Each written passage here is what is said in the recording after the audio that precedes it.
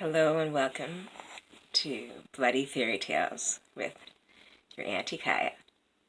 Today's story is one of my absolute favorites, and it is called Goldtree and Silvertree. Once upon a time, many years ago, there was a king and a queen. They really wanted a child, and they finally had a beautiful baby princess. This baby had golden hair and beautiful blue eyes like the summer sky, and they named her Goldtree. And it was a good name because as she grew up, she was so kind and giving and loving, just like a tree.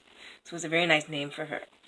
Now, unfortunately, Goldtree's mother died, and the king felt very bad for Goldtree, and he thought, I need to get another woman to be her mother. And so he looked and he found this other queen who had just become a widow herself, and her name, interestingly enough, was Silvertree. Now, Silvertree was very beautiful, and she had long, flowing dark hair and electric green eyes. And the king fell in love with her, married her, brought her home. Now, the problem was Silvertree was secretly quite vain and very mean. So one day, Silvertree and Goldtree were walking through the palace gardens, observing things. Silvertree in her long, expensive velvet cape, and they see the pond, and there's a goldfish, a big old fish who's been there forever. And Silvertree says, "Fishy, fishy in the pond, who is the most beautiful of them all?" And she's expecting the fish to say, "You, my queen." But instead, the fish replies, "Goldtree." And when Silvertree hears that, she's so angry. She does not speak to Goldtree for the whole walk back to the palace. And when she gets to her room, she lies on the bed and she says, "I'm dying." And the king is very worried about her, and he sends doctors to look after her, and nothing is helping her. She's getting weaker and weaker, and she's just like on her deathbed, basically.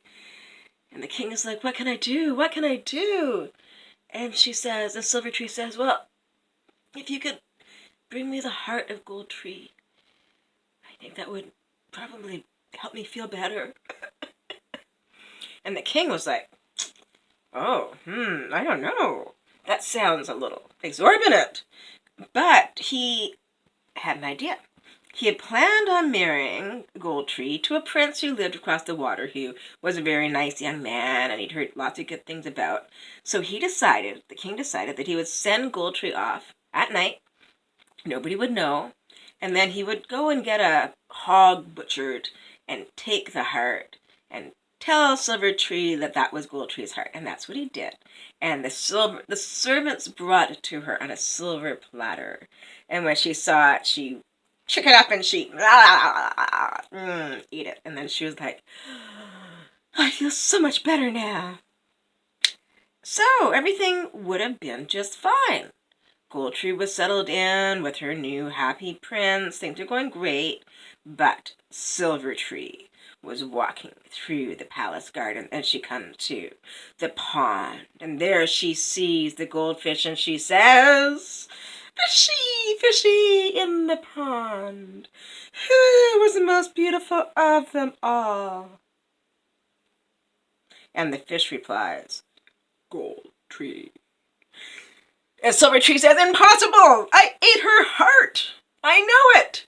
And the fish replies, "No, Goldtree is still alive and even more beautiful than before.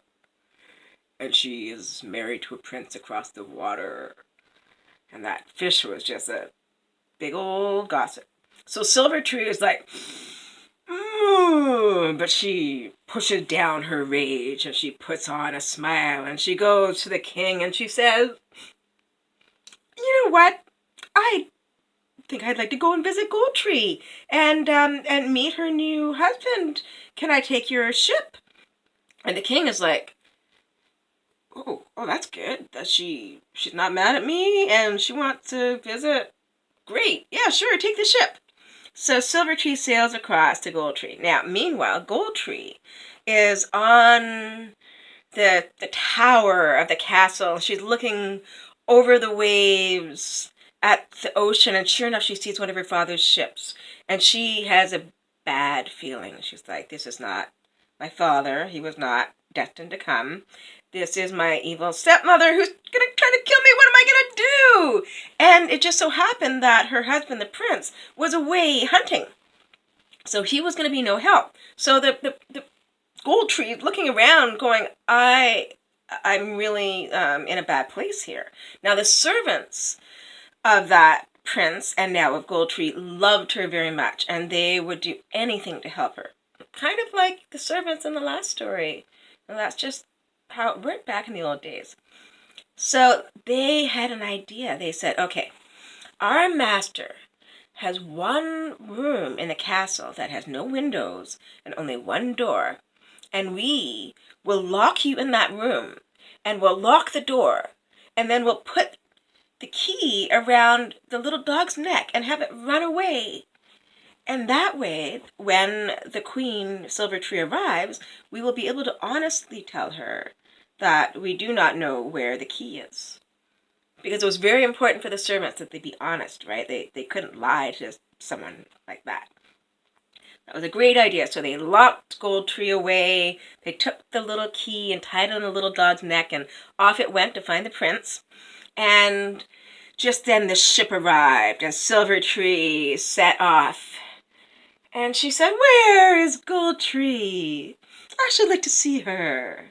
And the servants say, "Oh, we're so sorry, your majesty, but Goldtree is locked in a room, and we do not know where the key can be found." And Silvertree says, "Very well. Bring me to her door. I should like to speak with her." And the servants, suspecting no wrong, bring Silvertree to the door, the closed and locked door of the secret room.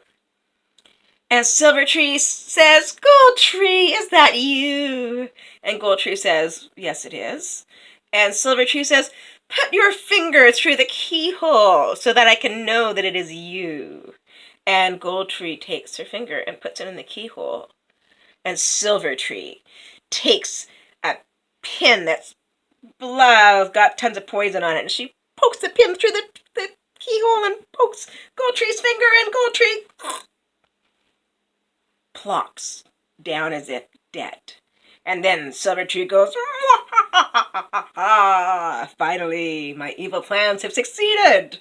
And off she goes, okay? So the prince, the poor prince, he's hunting. He sees the dog on the road. He's like, "Oh, hey, dog, what's this key doing here? Let's go home." And the servants are like, "You missed a whole bunch of stuff," and filled him up to date. And he's like, "Wow, good job, servants. That was really quick thinking on your part." And he goes and he opens the door, and it's Goldtree's body lying on the floor as if dead. Oh no, it's terrible. He can't bring himself. He's beside himself. He's weeping unconsolably. Months pass. He doesn't know what to do. He can't bring himself to bury Goldtree's body. So he makes he just kind of puts a fancy coffin style, no lid bed in that little room. And he goes there regularly and cries. And the servants are worried about him. Servants are like, "Yeah, this is not good." So they said, "Your Majesty, it's been a while. Can we suggest that you maybe marry someone else and move on from this?" And he's not really ready, but the servants convince him, and they find this beautiful princess whose name, interestingly enough, was Coppertree. And she had curly, very, very red hair and beautiful brown eyes. And she married the prince. Now, Coppertree, she was no slowpoke, she knew that something was going on. She often saw the prince